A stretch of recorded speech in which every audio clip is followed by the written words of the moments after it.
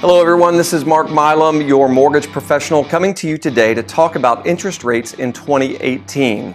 Now, everyone anticipated that interest rates were going to go up in 2018, and the first quarter of the year did not disappoint.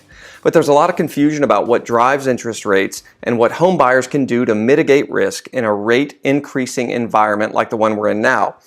Now, I've had clients call me or contact me and say, Mark, when's the Fed going to meet again and raise interest rates?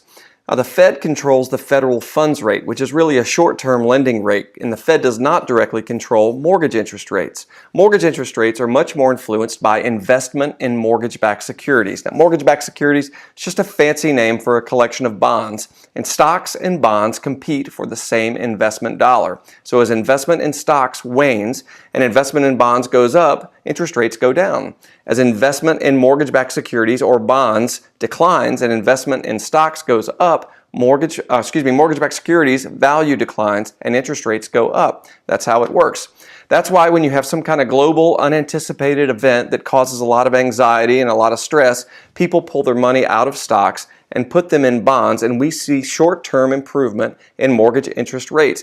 That's why you need to be working with a lender that's got their eye on the mortgage-backed security market on a daily basis. You wouldn't work with a stockbroker that wasn't watching the stock market. Don't work with a lender if they're not watching the mortgage-backed securities market. Be sure you ask that question when you're talking to your lender. There's a couple of other things you can do to mitigate risk in an interest rate rising environment. The first is be sure you're dealing with a lender that has an advance lock program with a one-time float down as you get to your closing date.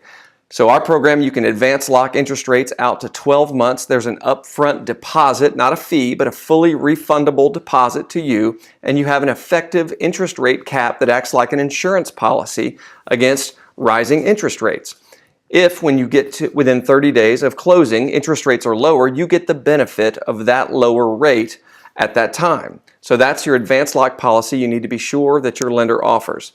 The second thing you can consider is if you found your dream home, but the sellers are just not ready to move yet, go ahead and go under contract, get a 30-day lock, get the best, most aggressive interest rate you can get, close in 30 days, and then lease the property back to the sellers for a period of up to 60 days. The state of Georgia will allow a leaseback period up to 60 days. So you could conceivably find your property in May, go under contract, close in June, lease the property back to the sellers for July and August, give them what they need, get you the best interest rate you can get. Meanwhile, your sellers are making your mortgage payment for you.